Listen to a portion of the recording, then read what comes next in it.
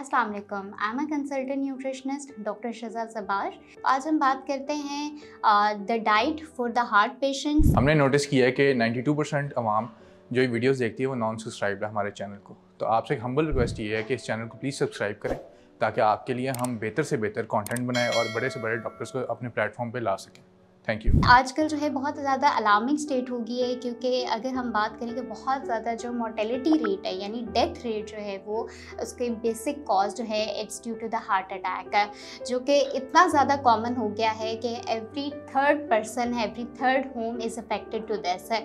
तो बहुत ज़्यादा ज़रूरी है कि जब भी आप हाइपरटेंशन यानी हाई ब्लड प्रेशर या आपका कोलेस्ट्रॉल और यूरिक एसिड का प्रॉब्लम है तो उसको टाइम पे आप जो है वो प्रिवेंट करें थ्रू डाइटरी मैनेजमेंट।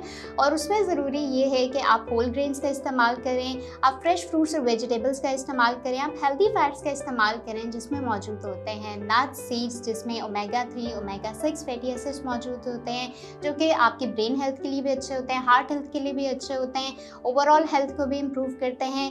इसके साथ साथ जो है वो अपनी डाइट को जो है वो कंसीडर करते हुए बहुत ज़्यादा ज़रूरी है कि आप अपने लाइफस्टाइल को भी एक्टिव करें, क्योंकि हमारे यहाँ जो है स्ट्रेस जो है वो एक बहुत कॉमन फैक्टर है जिसकी वजह से जो है वो मल्टीपल डिजीज़ जो है वो अफेक्ट होती हैं। स्ट्रेस की वजह से आपको ओबेसिटी होती है, ओबेसिटी की वजह से it may cause the heart attack. Stress जो है it also leads to the hypertension. तो इट्स वेरी इंपॉर्टेंट कि हम ऐसी ग़िज़ा का इस्तेमाल करें जो कि आपकी ब्रेन हेल्थ के लिए भी अच्छी है, जिसमें तमाम हेल्दी कंपोनेंट्स, हेल्दी कार्बोहाइड्रेट्स मौजूद होते हैं, तमाम हेल्दी फूड्स आते हैं, तमाम जंक फूड्स को अवॉइड करें, तमाम चिकनाई वाली चीज़ों को जो है वो जितना हो सके अवॉइड करें। अपने खानों में कोशिश करें कि जितना आप कम ऑयल का इस्तेमाल कर सकें उतना करें। अगर आप सैलड्स का इस्तेमाल करें तो उसमें जो है वो कोशिश करें कि एक्सेसिव जो है वो ऑयल ड्रेसिंग्स ना करें। तो इन छोटी छोटी चीज़ों का ख्याल करते हुए आप अपनी डाइट को मैनेज करें और इसके साथ साथ अपने लाइफस्टाइल को इस तरह एक्टिव रखें कि आप वॉक जो है वो अपनी डेली लाइफ में ज़रूर शामिल करें।